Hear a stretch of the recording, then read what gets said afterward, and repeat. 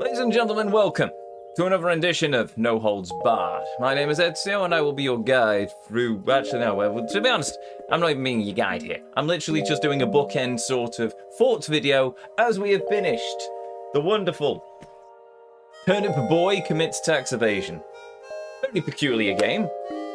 Rather fun game. Okay, very fun game. I've actually had a bit of a blast with it. Short game. We have 100%ed it as well. Not that you can see it there, but hold on. Whack. There we go. You can probably see it just about there. 100%.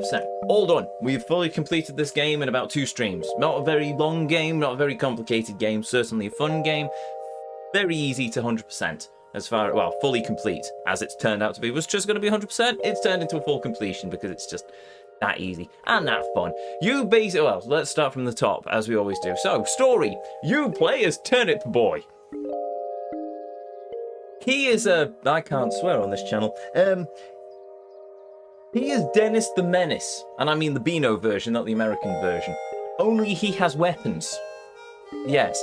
So you basically have the mayor turn up, take your greenhouse off you for tax reasons. You rip up the tax document, which commits tax evasion and is illegal, and therefore you are made the mayor's assistant, and you have to go off and do all of his little chores, which is in turn, I'm perfect, I can assure you, is nothing ne'er-do-wellish and is not going to end up in a mighty death battle.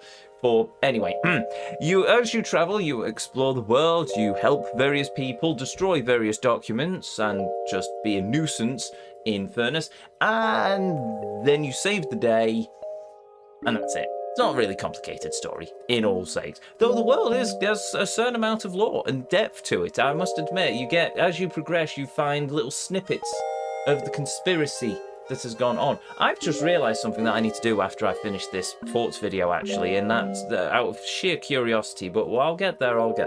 But anyway, yes, as for the graphics, pixel art style, nothing too complicated.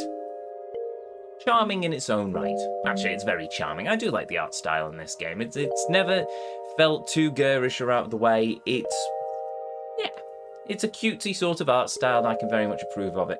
Same for the soundtrack. Soundtrack's very bit-tuney, but it's an indie game, as far as I can tell. It's never going to be a big orchestral piece, but that's fine, because it's a fun soundtrack. There are quite a few nice tracks, very short tracks. You probably couldn't listen to it on Spotify all day, but you get your enjoyment as you're progressing through the game. Gameplay-wise, very basic, normal top-down sort of isometric-y thing, running around up and down. You have move with the left analog stick, attack with the right analog stick.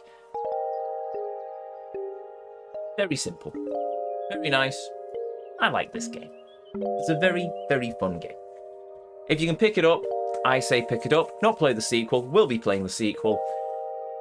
And I think that's everything, at least in terms of this game. There's not much more I can really say about it. I can't go into depth. I've got no particular rants about things I found particularly egregious about it. Anything I found egregious was pretty much down to my lack of skill, basically. So yeah, fun game.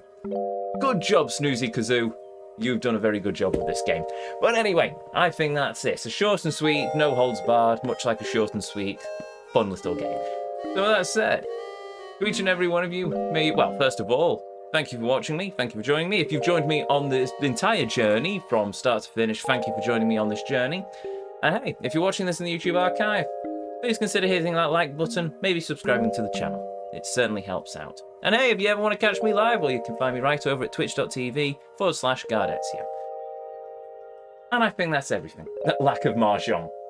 I'm not going to criticise it on the lack of mahjong, because the vegetables haven't discovered the joys of mahjong yet, but one day, a Chinese radish will descend upon this small farm in South United States, I don't know, and they will teach them the great game of mahjong. But until that point, there is no mahjong in this game.